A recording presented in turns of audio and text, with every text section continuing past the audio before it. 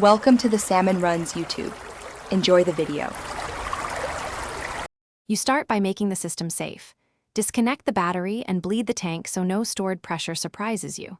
Once done, pull the horn fuse and label or photograph each hose and wire so reassembly is foolproof. Next, unbolt the compressor from its mount. You want clear access to the head and motor. Take care with fragile fittings and rubber lines because damaged ports create leaks that ruin repairs and waste time.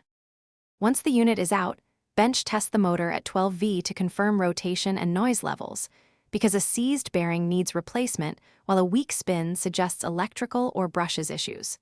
Then remove the head to inspect the piston, check valve, and intake filter. Clean carbon deposits and replace any worn seals to restore compression. Meanwhile, check solenoid and windings with a multimeter and repair or replace damaged wiring, since voltage loss reduces output and can overheat the motor.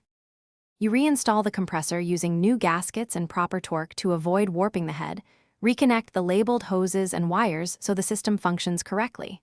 Once connected, charge the tank and run the compressor while spraying joints with leak detector to catch hidden leaks. Make sure the pressure switch cuts in and out at expected set points. If the motor cycles too frequently, adjust or replace the switch. Troubleshooting tip: if pressure builds slowly.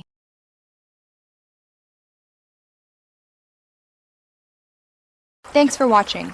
Consider subscribing if we helped you.